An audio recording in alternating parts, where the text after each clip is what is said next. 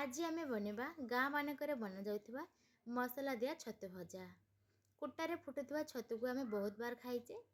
कुट्टा छतु साधारणतः सॉफ्ट होता है। एठी मु नेइची गोटे पैकेट बटम छतु जहा कि हार्ड होता है। ताको एकदम छोटो छोटो पीस करी काटी नेइची। साधारणतः छतुरे हमर बहुत प्रकार बैक्टीरिया रही थाए एवं नाळुआ अंश मध्ये छतु होता है। ताको आमे 3 रु 4 थर करिके भल पानी रे धोई नबा एवं शक्त कर चिपुड़ी नबा एपरी भाव में जमीक पानी अंश बिल्कुल न थाए। छतु को आम धोइला पानी देखु केते असना होती। यही पानी के आम फिंगी दे आम एमती 2 बार छतु को धोई नबा। 2 बार छतु को धोइला पानी आमर केते साफ अच्छी देखु। छतु मध्य सुखा सुखा देखा जाउची। एबे कढ़ाई रे नेबा गोटे चम्मच मापीर सोरिष तेल। तेल गरम हेले से गोटे चम्मच जीरा ऐड कर नबा। आमे गोटे चम्मच तेल यूज करने कहीं छतु ऐड कलापर छतुर पानी अंश बाहरी थाए से आमे गोटे चम्मच तेल दे देचे। जेतिक तेल लगे आमे पछरे आमे यूज कर नबा। एबे गोटे चम्मच लुण एवं गोटे चम्मच हलदी गुंड नहीं ताकू आमे भल भाव में फ्राए करवा जेमितिक तार पानी अंश भी बाहरी आसलानी देखु। यही पानी के आमे बारंबार ओलटाई ताकू सुखाई नबा। एबे सुखी गलानी पानी आमर आमे ऐड करदवा किछि कटा हुआ आलू।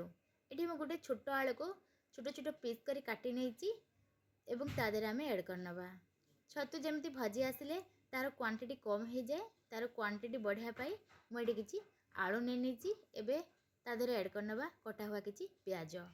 आलू को आपण माने पसंद करू नथिले आलू को स्किप करि परिबे।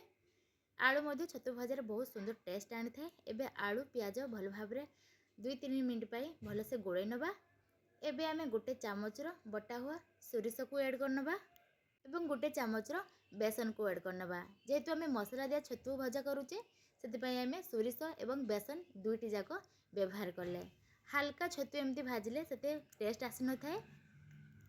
सब जाक मसला एवं छतु को भल भाव में आमे फ्राए करनबा एवं गोटे चामच मापे लुण यूज करनबा। लुण आमे प्रथम गोटे चामच देथिले। एबे सब जाक मसला आमे ऐड कर सारलेनी आलू सोरिष एवं बेसन से गोटे चामच लुण एवं गोटे चामच सुखिला लंका गुंड यूज करनेले। एबे सुखा सुखा लगलानी। एबे आमे गोटे चामच सोरिष तेल ऐड करनबा एवं किछि समय ताको आमे भलसे फ्राए करबा। किछि समय पर प्राय तो 50% छतु आमर भाजी आसलानी। कढ़े रे बारंबार लगी जाउची ताको रेस्ट न दे आमे बारंबार गोळै नबा एवं जेतिकी खंड खंड रही ताको आमे एमती चटु साहाय्य भांगी नबा। एबे हे आसलानी ताको गोटे प्लेट पर आमे काढ़ी नबा। एबे आमर प्रस्तुत हो गला गरमा गरम मसला दिया छतु भजा। एथिरे बेसी किछि कष्ट करिया को पड़िबनी। छतु काटिकी रखिले ताहा 10 रु 15 मिनिट बनी जिवो। माछ ठारू मध्य कम लागिबनी यार टेस्ट एवं गोटे फैमिली रो 2-3 जनक पई मध्य यह बनी जिवो। एहाको आमे गोटे साइड तरकारी भाबरे मध्य यूज करि परिबा।